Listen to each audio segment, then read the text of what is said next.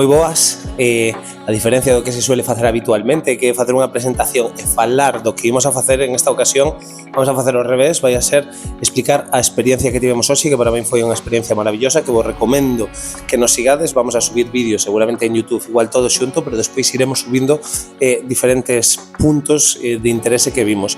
Estou con Javier, estou con Gonzalo de Oitaben Live, e simplemente me gustaría que se podedes describir que actividade facedes coa vosa empresa e o percorrido que se fixo hoxe, porque para min é maravilloso. Hoxe é unha das rutas que facemos, temos moitas experiencias, moitas rutas que podes consultar na nosa web.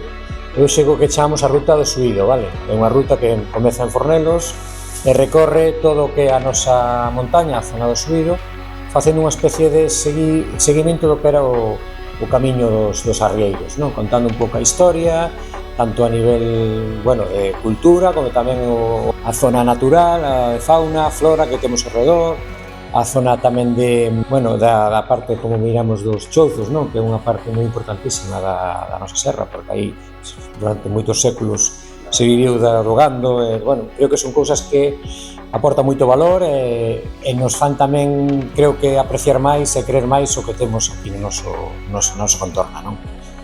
Sí, é un recorrido que facemos fora do que son as vías, digamos, máis cómodas. A veces é un camiño de terra, pero que nos quere trasladar pois ao ano 1700 ou ao ano 1800 e intentar achegarnos a como vivía aquela xente e como disfrutaban e como aproveitaban a riqueza dunha serra que está aí e que ás veces parece a gran descoñecida, non? A Serra do Suído. Unha serra que deu vida e que nós, a través do Oitaben Live, queremos achegar a esa vida de aldea, vida de rural, vida de espacio. Como de espacio hai que ir por eses camiños nun coche con un traqueteo que te vai achegando tamén a lugares máxicos como pode ser o Coto dos Ladróns ou como pode ser pois a Porta do Alén. É toda unha experiencia de trasladarnos a outros tempos e disfrutar e recordar a historia viva dos nosos lugares. E que tamén nos divertimos, Sí, tamén. E agradecer á Fundación Ofirvida que moitas rutas que facemos acabamos aquí, como podedes ver, supoño, en algún dos vídeos, unha merenda ou con de un almorzo, según coincida. O sea que temos sitios aquí maravillosos para disfrutar, non? Collo micro para que non haya esa diferencia de sons, é que de verdade eu, unha vez feita esta experiencia, para min é fundamental, aparte nos tempos tan modernos que corren, que xa deixamos de valorar as cousas que temos, as cousas tan accesibles, e iso nos leva incluso a esquecernos de onde ven a auga que bebemos, de onde ven as cousas que comemos, ter comodidades. Vivimos na época donde máis o temos e incluso vemos que hai problemas asociados a que parece que non hai un conformismo. Estes viaxes nun espacio e no tempo, para min, axudan a veces a volver a valorar todo, a saber de onde vimos, onde nos atopamos, hacia onde nos podemos ir. Entón, eu, personalmente, agradezovos moitísimo a experiencia que nos ofrecestes hoxe e recomendo, pero máis que recomendable, a calquera de vos, unha, que a coñezades e ademais, que vexades o contido que vamos a presentar, porque pode achegarvos e aínda dar máis ganas. Por a miña parte, non moito máis, moitísimas gracias, de verdade.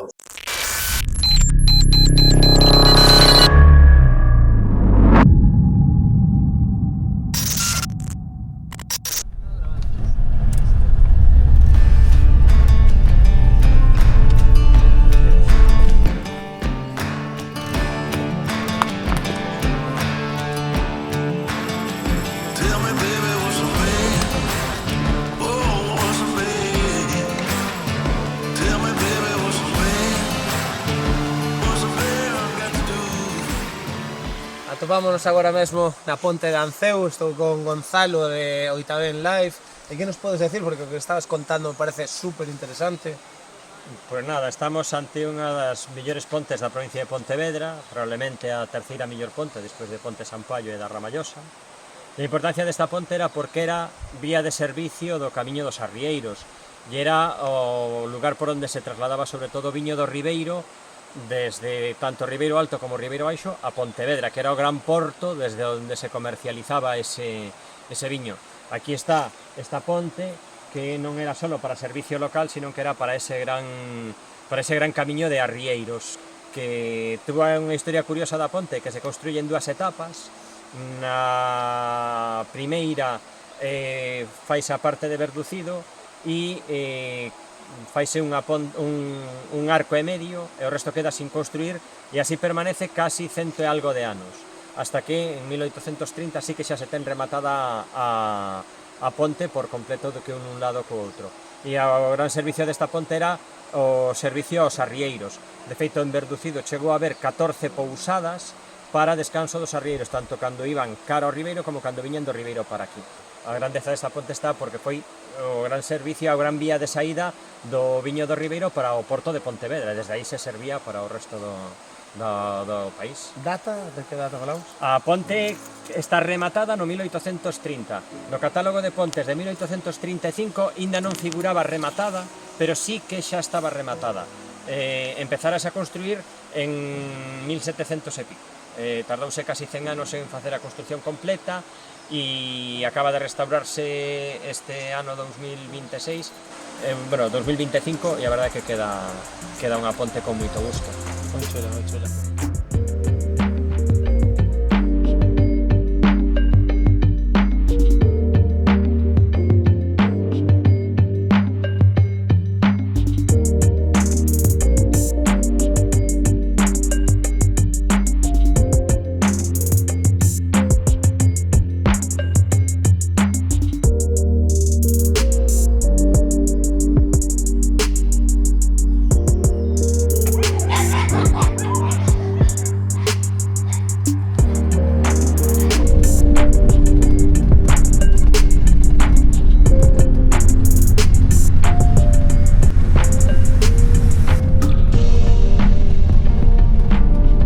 Moi cerquiña de aquí temos 5 foxos de lobo, que era onde se utilizaban para controlar o lobo. Aquí a Comunidade de Montes de Alaxe o que quixo foi pois tamén poñer en valor o que significaría pois o lobo e unha historia máis sana do lobo, non ese lobo que todos vemos con ese sentido despectivo hacia él, e lle fixeron unha especie de monumento. Entón colocaron, a Comunidade de Montes puxo aquí esta figura do lobo, e a verdade é que, nos acerca un pouco máis á natureza, e a esa natureza na que a mellor nos temos que respetar todos, pastores, gando, lobos, na que, se vamos a competir, desde logo co lobo somos nós, e non temos dereito a ser lobos, que somos personas.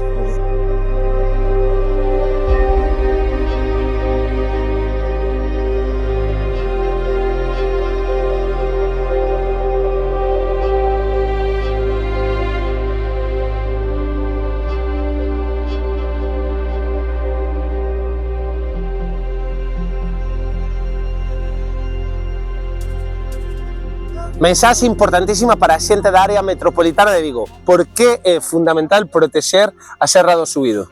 Bueno, eu resumiría nunha palabra. O Suído é o manantial de Vigo. Aquí nacen os principales ríos que van a desembocar no embalse do Oitavén, que é o que dá agua á área metropolitana de Vigo. Mais de 500.000 de personas beben a agua que nace aquí, co cual considero que é unha zona que hai que protexer, pôr en valor, cuidala para que esa auga siga sendo o mellor elemento que poides aproveitar desta zona tan bonita, aparte o que ten de valor de fauna, de flora, histórico, cultural, etc. O sea que ten tantos atributos que estaríamos todo o día falando aquí do Suído. É que incluso para as que non sodes en absoluto empáticos co medio ambiente e coa ecoloxía e todo isto, pero cando abrides o grifo para ducharvos, para beber, para lavar os platos, de onde creedes que ven esa auga? Por tanto, esa nacente, non? Decimos que toda a área metropolitana nace na Serra do Suído. Esas gotiñas que se andan aí ahora mesmo, tarde ou temprano van chegar á boca de alguén que está ahora mesmo en Vigo, que sepa que aquí onde nace.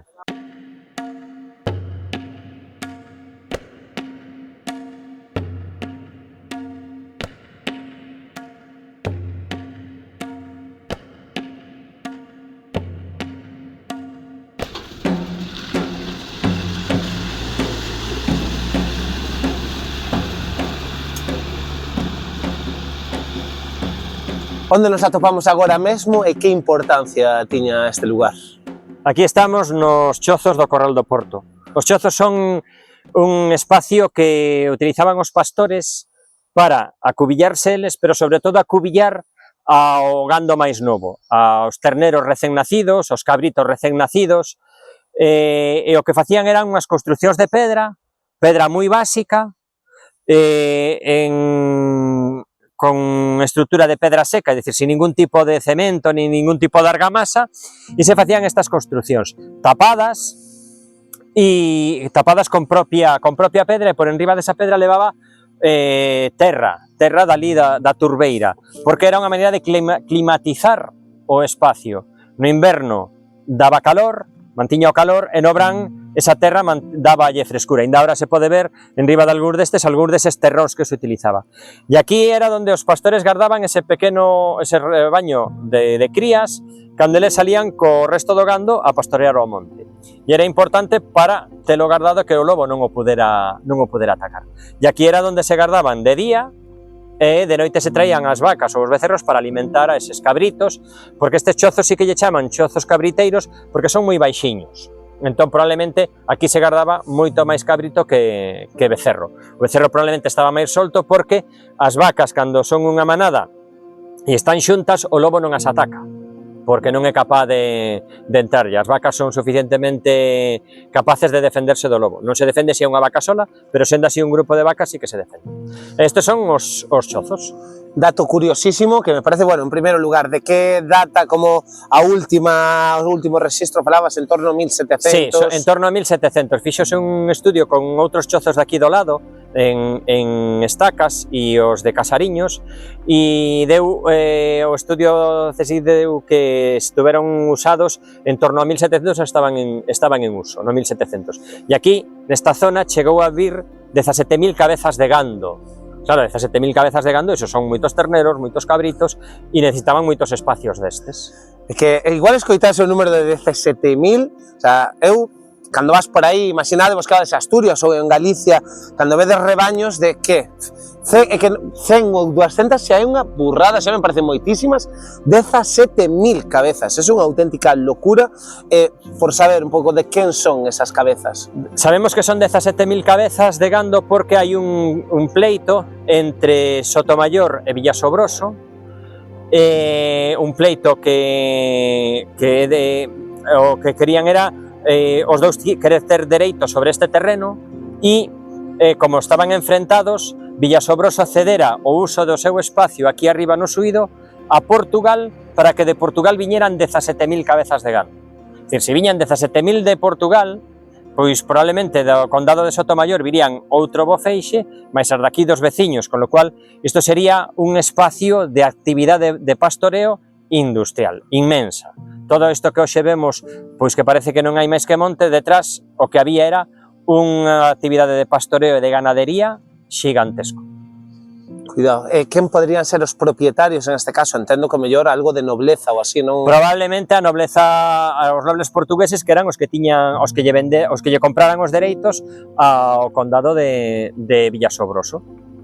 Iso está todo relatado nun pleito, e, bueno, pois aí é onde se sacou toda esta información. A nobleza portuguesa viña aquí con eses dereitos e se traía, pois, en transhumancia, pois 17.000 cabezas de gando, fala o pleito. Espacios como este, aquí na Serra do Suído, hai un feixe. Están os de Estacas, están os de Xesta, están os de Avión, porque a Serra do Suído colle tanto da zona de Ourense como da zona hacia Pontevedra. Sería increíble recuperar, o sea, ainda que parezca utópico, recuperar, en vez de ter estes modelos industriais en intensivo, con animais hacinados, volver a recuperar estas extensións en extensivo, non? De milleiros de cabezas de gando, jolín, sería moito máis respetuoso control de biomasas, e ademais veríamos tamén como se recuperan espacios que se ven beneficiados en moitas ocasións por presencia, non? De gando. Iso realmente é moi difícil que hoxe se poña en marcha esa actividade, porque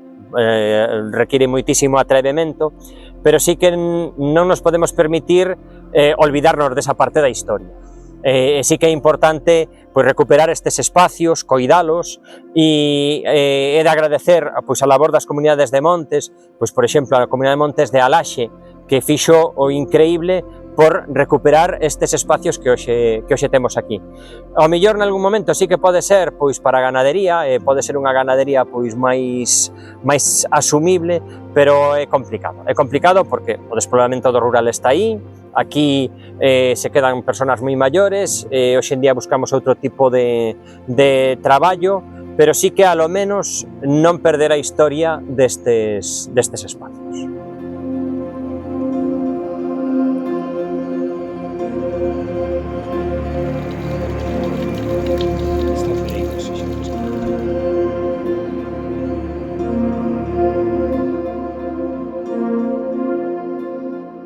Esto, o sea, creo que acaba de fixarse o Breicu, se non me fixara, a veces pasa un pouco desapercibido.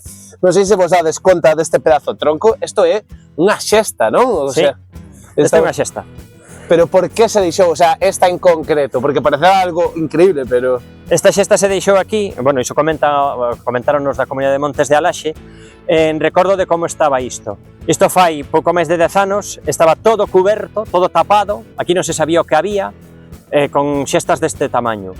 E a Comunidade de Montes quixo empezar a recuperar este patrimonio, porque lles parecía que isto non se podía perder, e empezaron a limpárono, e en recordo de todo o que aquí había, deixáronse 3 ou 4 xesteiras, as máis espectaculares, pois un pouco tamén porque esta xesta é única.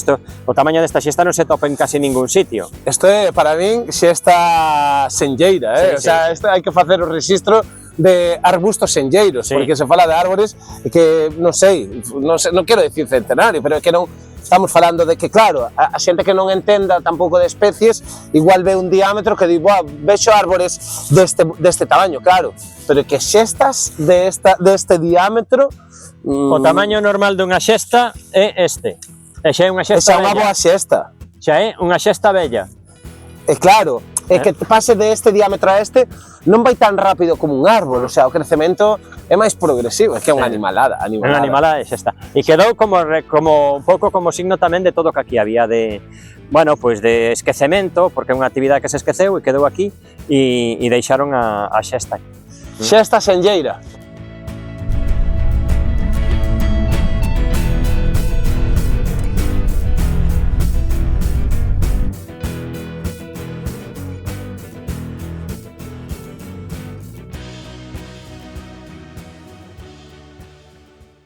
Unha vez máis, un lugar maravilloso, cunha historia maravillosa. Onde nos atomamos e por qué?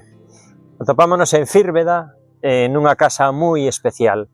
Unha casa que acaba de ser restaurada a través dunha fundación que deixou unha veciña de aquí e a deixou para uso e disfrute dos seus veciños. Fírbeda é un pobo moi pequerrechiño, con moi pouquiños habitantes, todos maiores, e agora teñen un espacio no que poderen xuntarse todos os días, teñen actividade desde lunes a viernes, teñen actividades pois físicas, porque incluso teñen unha piscina climatizada, un pequeno ximnasio, teñen actividades para desarrollo da memoria, teñen pois cursos de cociña, teñen partidas de cartas, teñen encontros con todo tipo de persoas que veñen a aportar e a disfrutar dun espacio moi sencillo grazas a alguén que pensou nos seus veciños máis que en si mesmo e quixo que os seus veciños se sentiran orgullosos da súa vila. Neste momento en Fírbeda pois hai todos os días actividade e incluso veñen de algún aldea dos arredores, de Cambeses, de Pelete, ven algunha persoa, porque incluso teñen un servicio de acercamento en coche para que calquer persoa maior que queira pois pasar unhas horas con alguén e non sentirse soa na súa casa, pois poida estar nese sitio. E isto é algo que hai que agradecerlle a unha muller con un corazón moi grande.